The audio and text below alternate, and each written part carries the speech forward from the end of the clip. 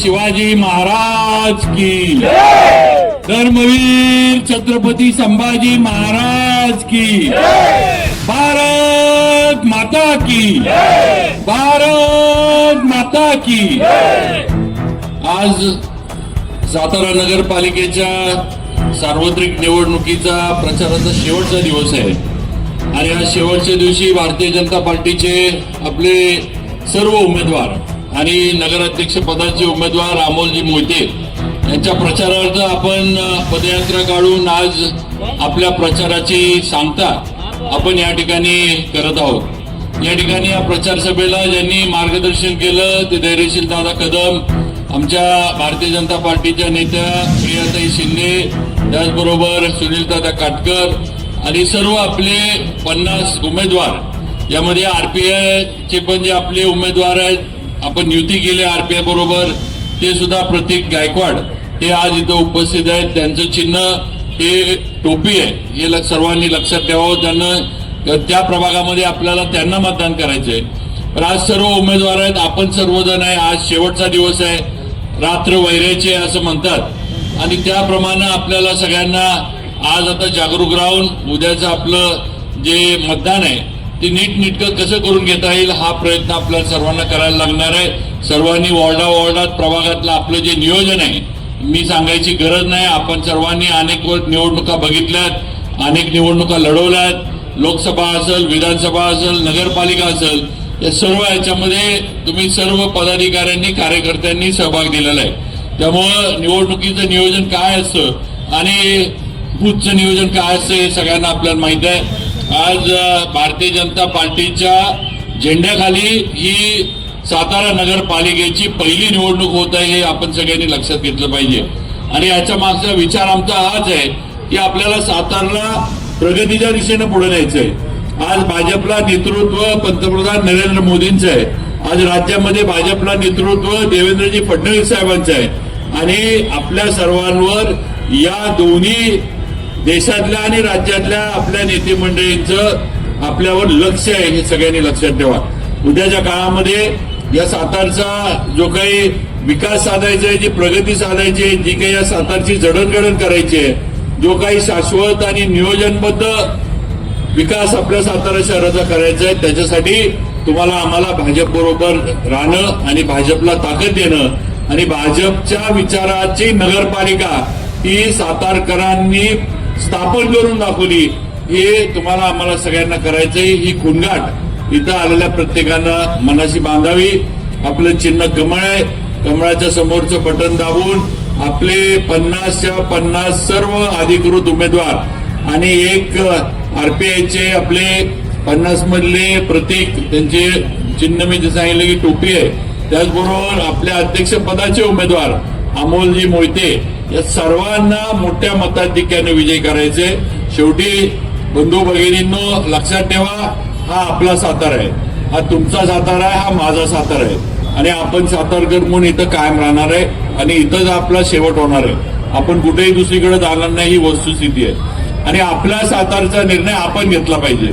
बाहेरच्यांनी येऊन आपल्या सातारचं तत्वज्ञान आपल्याला शिकवण्याचं काम नाही आणि महाविकास आघाडीकडनं आज जी लोक इथे येतात आणि मला त्यांना प्रश्न विचारायचे आहे। परवा दिवशी गांधी मैदानावर सभा झाली, म्हणजे विरोधकांवर बोलण्यासारखी विरोधकांची ताकद नाही हे मला माहित आहे, पण आज सातारबद्दल जे स्वप्न आपल्याला दाखवलं जात आहे त्यामध्ये मला महाविकास आघाडीच्या नगराध्यक्ष पदाच्या उमेदवार सुवर्णताई आणि शशिकांत शिंदे साहेबांना एक प्रश्न विचारायचा आहे की सातारची देगावची MIDC कुणी घालवली?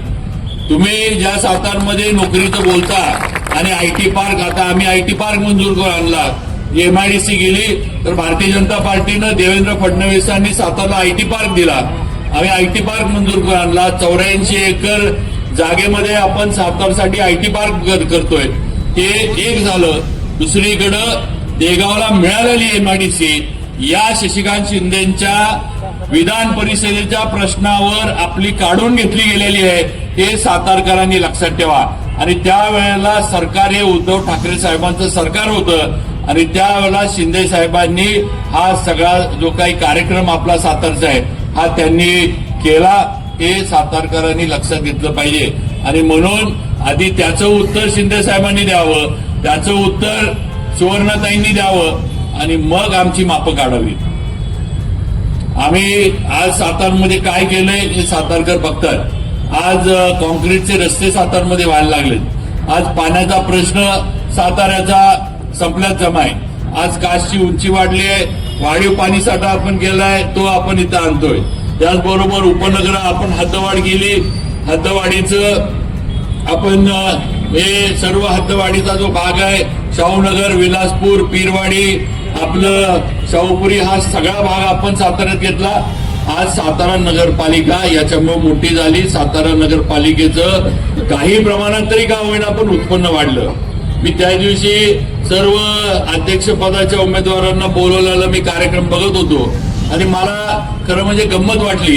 हे काही उमेदवार असे नगराध्यक्ष पदाला उभे आहेत, त्यांचं म्हणणं आहे म्हणजे त्यांचा विचार कोण करते का नाही मला माहित नाही मतदार. त्यांचं त्या दिवशी मी म्हणणं ऐकलं की हद्दवाढ गेली, चुकीचं गेलं. 3 छोट्या छोट्या नगरपंचायती करायला पाहिजे होत्या. अरे आपण महानगरपालिकेच्या दृष्टीनं जायचं का आपण ग्रामपंचायतीच्या दृष्टीनं सुरुवात करायची. आज अ वर्ग नगरपालिका आहे. आज अ वर्ग नगरपालिकेतनं आपण महानगरपालिकेचे स्वप्न बघितली पाहिजेत. आपली सातारची महानगरपालिका आपण केली पाहिजे.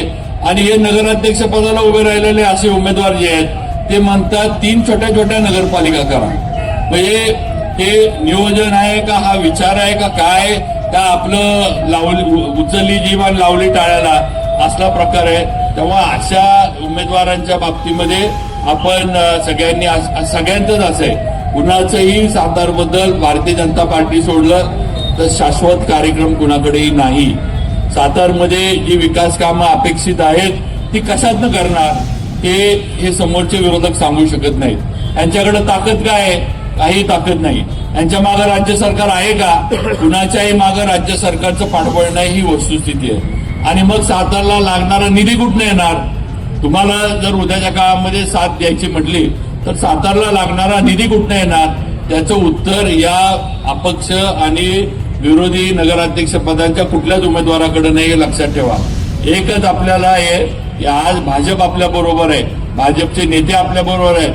आपल्यावर दिलेली जबाबदारी आपण लोकसभेला पार पाडली.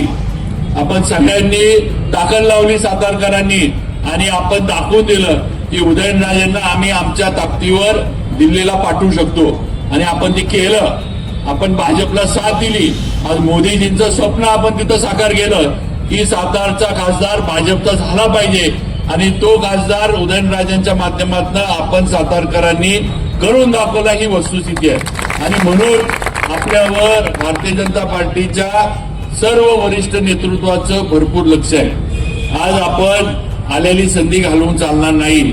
तुझं माझं वॉर्डातलं काय भांडण, अपक्षाचं प्रेम वगैरे हे सगळं उद्या 2 तारखेनंतर आपण जर याच्यामध्ये कमी पडलो आणि याच्यामध्ये जर आपण भारतीय जनता पार्टीला कुठेतरी गालबोट लागण्याचा प्रयत्न झाला आपल्यातल्या काही संघर्ष म्हणा, आपल्यातल्या काही गैरसमजांमुळं, तर काळ आपल्याला माफ करणार नाही हे लक्षात ठेवा. आज आपल्याला सातारा म्हणून एक सुवर्ण संधी आली आहे जी परत आपल्याला मिळेल का नाही मी सांगू शकत नाही. आज राज्यात भाजपचं सरकार आहे, आज केंद्रात भाजपचं सरकार आहे. आज केंद्रामध्ये उदयनराजे आपले प्रतिनिधी म्हणून काम करतात. आज राज्यामध्ये आपल्या आशीर्वादाने मी 5व्यांदा आमदार झालो. मला देवेंद्र फडणवीसांनी मंत्री केलं. आज मला मंत्री म्हणून काम करण्याची संधी दिली. आज तुमच्या सगळ्यांच्या प्रयत्नामुळे आज मला महाराष्ट्रात फिरता येते हे लक्षात ठेवा. आज ज्या जिल्ह्यांना मी कधी भेटी दिल्या नव्हत्या, ज्या जिल्ह्यांमध्ये मी कधी गेलो नव्हतो, आज तुमच्यामुळं मला या जिल्ह्यांमध्ये जाता येते आणि तिथली परिस्थिती काय आहे, तिथली लोक कशी आहेत, तिथले रीतिरिवाज काय आहेत हे मला समजून घेता येते. हे सगळं फक्त आणि फक्त सातारकरांमुळे झालेलं आहे ही वस्तुस्थिती आहे. आणि म्हणून माझी आपल्याला विनंती आहे, ही संधी आली आहे.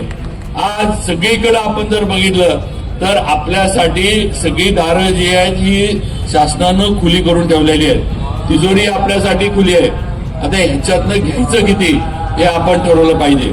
आणि म्हणून माझी विनंती आहे की नगरपालिका भाजपच्या विचाराची करून आपली जी साखळी आहे, जी चेन आहे, ही आपल्याला पूर्ण करून आपल्या सातारचा विकास आम्ही साधायचा आहे हे आपण सगळ्यांनी लक्षात ठेवा ही विनंती करतो.